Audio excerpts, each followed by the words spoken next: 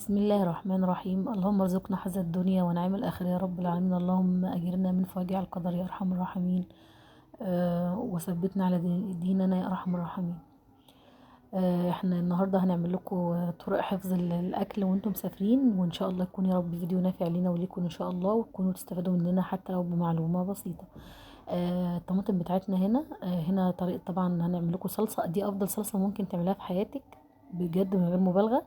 بتقطعي الطماطم طرنشات، بتقطعها اي قطع يعني، وبتقومي حطها في حله زي كده. الميه اللي فيها دي ميه الصلصه الطماطم، يعني ما حطيتش فيها قطره ميه واحده بس.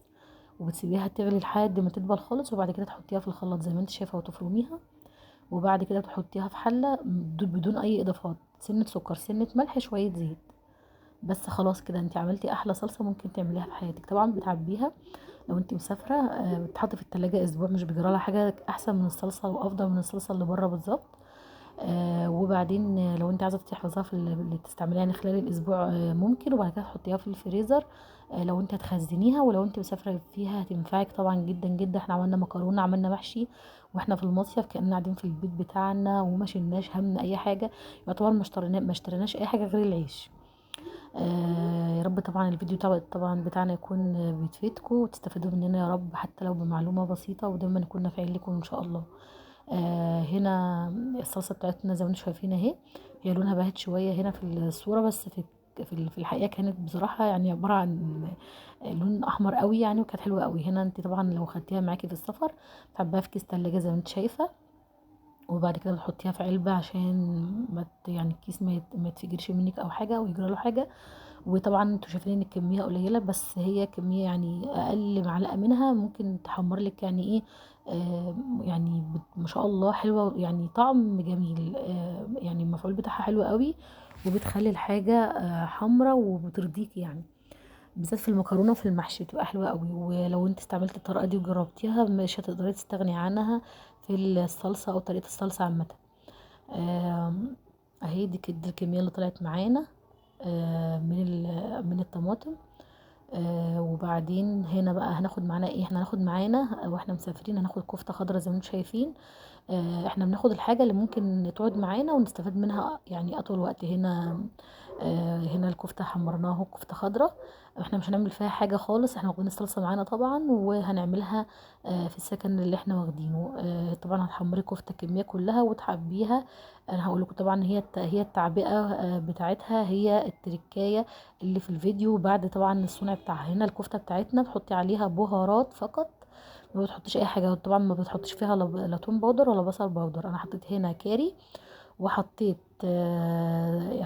ملح وسكر وبس. ده اللي انا عملته فيها، بس ما حطيتش اي حاجه تاني. وطبعا تتبيله اللحمه برضو نفس التتبيله، ملح وسكر وكمون وفلفل اسمر وكاري. ده اللي انا حطيته بس على التتبيله دي. عايزه اقول لكم ان هي كانت سكر. اهم حاجه تظبطي ملحك عشان الحاجه تطلع معاكي مظبوطه. بتسخني الطاسه بتاعتك زي ما انت شايفه، او اي اناء يعني، اي حله يعني مثلا متاحه عندك تعرفي تستخدميها في الشوي. دي يعتبر يعني ايه، مشويه بدون نقطه زيت بدون نقطه سمنه، وبتخلي الحاجه معاكي سكر. طبعا انا اللحمه طلعتها كانت مجمده، يعني استنيتها تفك شويه، وبعد كده عشان اعرف اقطعها شرايح زي ما انتم شايفين انا اللي مقطعاها في البيت. هنا كميه الكفته بتاعتنا.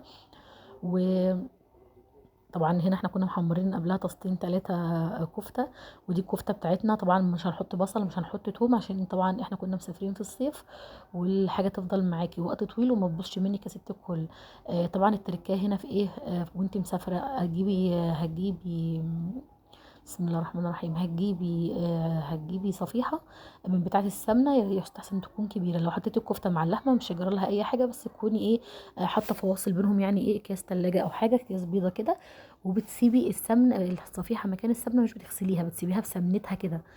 وبتحطي رقه سمنه بعد ما بتخلصي خالص خالص خالص. لما بتحطي سمنه بلدي، لما بتحطي السمنه بتاعه الصفيحه اللي انت جايباها.